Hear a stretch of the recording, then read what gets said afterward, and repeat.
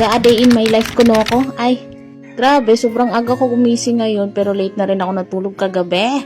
Kaya ayan ang ending, puyat. So kakaalis nga lang ng anak ko papuntang school. Kaya nagligpit muna ako nitong mga pinaghigaan niya. Siya lang naman talaga natutulog dito pero grabe yung kalat.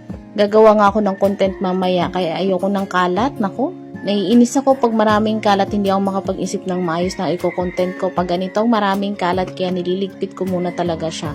So, ayan na nga mga mi. Sobrang hirap talaga maging affiliate kasi late ka na nga matutulog, ang aga mo pa magigising kasi marami ka pa palang gagawin. Yung minsan ay makakalimutan mo ng kumain, puro kape-kape na lang. At dahil kami nga lang dalawa dito ng anak ko, kaya nakakapag-vlog ako ng ganito at nakakapag-video kasi walang asungot sa buhay ko ngayon. Grabe, napakainit ng panahon. Wala pang araw pero ang init na ng pakiramdam ko.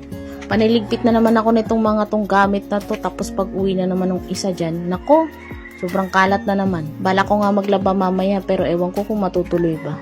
Kasi ang ganda talaga ng panahon ngayon, sobrang init. So ayan, ang dami ko talagang balak gawin ngayong araw. Pero mga min, ako inaantok talaga ako. So ayun lang for today's video. See you in my next video mga min.